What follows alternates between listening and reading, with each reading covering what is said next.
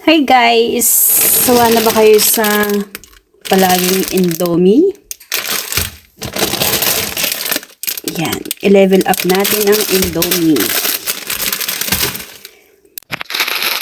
Natry ko na ito dati. Ito namin. Kasi pansit lang ito lang ang buhay kainin. Kaya i-level up natin.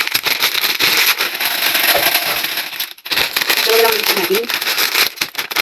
Siyempre mga mare, itatabi natin to dahil kailangan natin yan mamaya. Ayan, naghiwan na nga pala ako dyan ng bawang sibuyas at yung kanyang toppings. At siyempre, hindi mawawala ang ating gulay.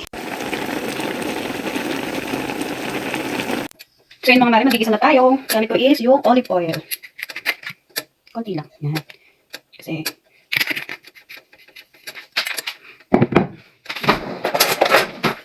alat lang natin yung ating olive oil. Yan, ganyan lang siya kaunti mga mare. Isa natin itong bawang sibuyas.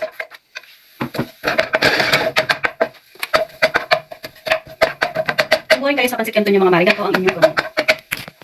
Sensya na kayo sa background ko at dumi ang aking kusina today. Ngayon mga mare, susunod ko itong toppings nila. Ayan.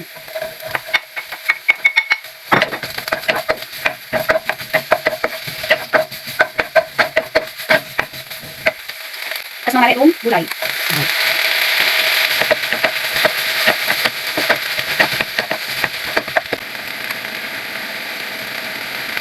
Lagay kayo isang chili, kasi ito kasi ito ang mga siyempre, pati kong na bawang goreng. Ayan.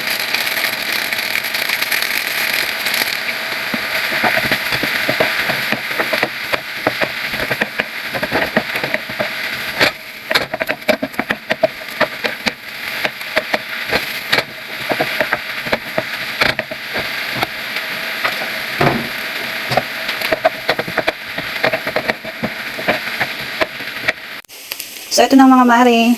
Diba? Mukha siyang pansit gisado. Bali mga mare, hindi na nga pala ako nagdagdag dyan ng iba pang pampalasa kasi maalat na ang Indomie, diba? Kaya okay na ito para sa amin. Ganun lang kadali magluto ng Indomie pansit kanto. Bye guys! See you in my next video!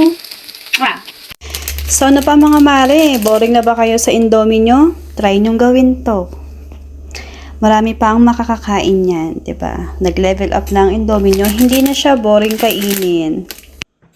Happy na naman si Mister dahil masarap na naman ang kanyang pagkain.